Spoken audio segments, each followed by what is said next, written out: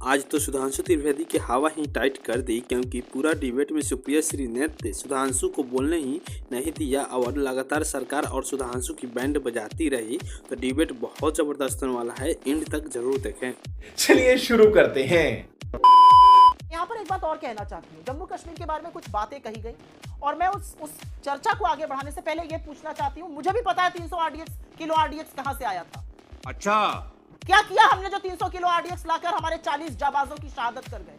क्या किया हमने उन लोगों को जहां पर 20 जाबाजों की शहादत गलवान में हुई थी? हमने तो चीन से व्यापार बढ़ा लिया, $100 बिलियन का ट्रेड डेफिसिट कर लिया। आंख में धूल झोंकने के लिए हमने कुछ एप्स बैन कर दिए। बताइए मुझे क्या किया आपने? और ये हुई ना बात। और एक बात ये सच है सुधांशु जी, आप सही कहते हैं। 1989 में कश्मीर में भीषण नरसंहार हुआ। विश्वनाथ प्रताप सिंह जी की सरकार थी केंद्र में, आपके द्वारा समर्थित थी। आप उस केंद्र सरकार को समर्थन दे रहे थे जब ये नरसंहार हो रहा था। क्यों नहीं आपने विड्रॉ किया?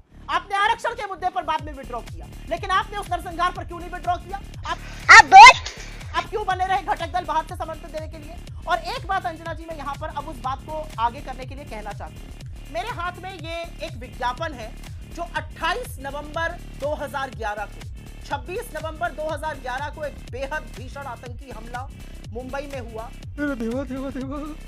ये वो पोस्टर है जो बीजेपी ने इशू किया, मैगजीन्स में छपा, अखबारों में छपा। ये कहता है brutal terror strikes at will, weak government incapable, fight terror, vote BJP. 2 दिन बाद आपने ये पोस्टर इशू किया था। असलियत यह है कि मोदी जी 48 घंटे के अंदर ताज होटल के बाहर खड़े होकर प्रेस कॉन्फ्रेंस कर रहे थे। क्या बात कर रहे हैं? ये आपका राष्ट्रवाद हो सकता है, हमारा राष्ट्रवाद अभी भी कहता है हम आपके साथ पूरी तरह से खड़े हैं, लीजिए पाकिस्तान के खिलाफ एक्शन। और जहां तक ट्वीट साझा करने की बात है सुधांशु जी, ऐसे तमाम ट्वीट्स आपके और मोदी जी के हैं जो इतने गंदे, इतने भद्दे, इतने रेपिस्ट और बलात्कारी साझा करते हैं कि देखकर शर्म आ जाए। तो क्या आप जिम्मेदार हैं उसके लिए? कल को अंजना जी कुछ ट्वीट करें और कहीं और पर उसको कोई रीट्वीट करके फप्तिया कसे तो उनकी जिम्मेदारी है? ये बताइए मुझे। या मेरी जिम्मेदारी होगी, मेरे ट्वीट पर कोई कुछ कहेगा? या मोदी जी की जिम्मेदारी है कि उनके ट्वीट्स को ऐसे लोग साझा करते हैं, लाइक करते हैं, एंगेज करते हैं, कमेंट करते हैं, जो लोग औरतों को रेप करने की, औरतों को गंदी गंदी माँ बहन की गालियां उसी इंटरनेट पर देते हैं जहां पर ये लोग हैं। और शर्म करो शर्म। और मैं अब थोड़ी सी बात आगे बढ़ाना चाहती हूँ अंजना जी, पूरा कर लें उसके बाद आ रही।